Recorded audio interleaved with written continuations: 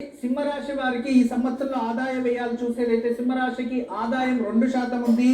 అంతేకాదు వ్యయం 14% ఉంది. ఆరోగ్యం 3%, అనారోగ్యం 0.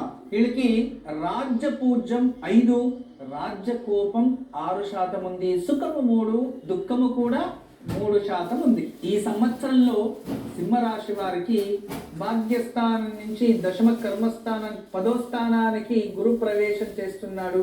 ఇక సప్తంలో శని. ఇవన్నీ చూసేదైతే ఈ సంవత్సరంలో వ్యాపారస్తులకి అభివృద్ధి, నూతనంగా కంపెనీలు నిర్మాణం చేస్తారు మరియు కొత్త కొత్త టెక్నాలజీని ఉపయోగం చేసుకొని అభివృద్ధి పొందడానికి ప్రయత్నించి సక్సెస్ అవుతారు అనేది ఉంది. ఎన్నో సంవత్సరాలు ఉద్యోగం చేసి ఈ సంవత్సరంలో బిజినెస్ చేయాలి అని ప్రారంభించి ఆ బిజినెస్లో మంచి పేరు, ప్రతిష్ట, గుర్తింపు తెచ్చుకుంటారు. ఈ సంవత్సరం సింహరాశి వారికి చాలా బాగుంది. ఇక ఉద్యోగంలో ప్రగతి, ప్రమోషన్స్ ఉంటాయి. అంతేకాకుండా సప్తమ శని ఉంటారు కదా, కాస్త స్నేహితులు వైరత్వము మరియు ప్రభుత్వ ఉద్యోగంలో ఉన్నవారు కాస్త జాగ్రత్తగా ఉండండి సింహరాశిలో ఉన్నవారు. ఎందుకంటే మీ స్నేహితులే, ఆప్త మిత్రులే మీకు తెలియకుండా శత్రువులు అయిపోయి మీ పైన వాద వివాదాలని లేదా మీకు సమస్యల్ని తెచ్చబెట్టడానికి ప్రయత్నిస్తూ ఉంటారు. ఈ సంవత్సరంలో కాస్త జాగ్రత్తగా ఉండండి. అతి నమ్మకం ప్రాణ సంకటంలా ఉంటుంది. ఇక ఆర్థికంగా అభివృద్ధి అవుతారు, లాభాలు అధికంగా పొందుతారు మరియు ఇన్ని సంవత్సరాల నుంచి ఏదైనా నష్టాలు జరిగి ఉంటే, అప్పులు ఉంటే వాటి నుంచి విముక్తి లభిస్తుంది, పిత్రాజిత ఆస్తి లభిస్తుంది. ఇవన్నీ చాలా మంచిగా ఉంటాయి.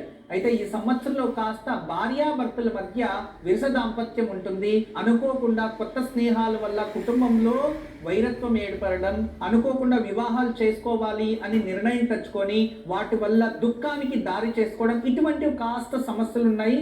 ఇటువంటి ఆలోచనలు ఉన్నవారు కాస్త జాగ్రత్త వహించడం మంచిది. ఇక సింహరాశిలో ఉన్నవారు పిల్లల నుంచి కాస్త మానసికంగా దుఃఖాన్ని అనుభవిస్తారు అని ఉంది. కొంచెం వాళ్ళని చక్కగా చూసుకుంటే అటువంటి ప్రాబ్లమ్స్ అయితే రాదు. ఇక ఈ సంవత్సరంలో దానా ధర్మాలు అధికంగా చేస్తారు, తీర్థక్షేత్రాల్ని దర్శించుకుంటారు. ఇవన్నీ కూడా విశేషమే. ఇంట్లో పుణ్యకార్యాలు జరుగుతాయి, ఇంట్లో ఆర్థికంగా అభివృద్ధి చెందుతుంది. నూతనమైన గృహాలు కొనుగోలు చేయడం, భూమి కొనుగోలు చేయడం ఇటువంటివి జరుగుతాయి. విదేశీ వ్యాపారాలు మీకు లాభాన్ని తెచ్చిస్తాయి. ఈ సంవత్సరం అంతా మీరు నారాయణని ఎక్కువ కొలవాలి.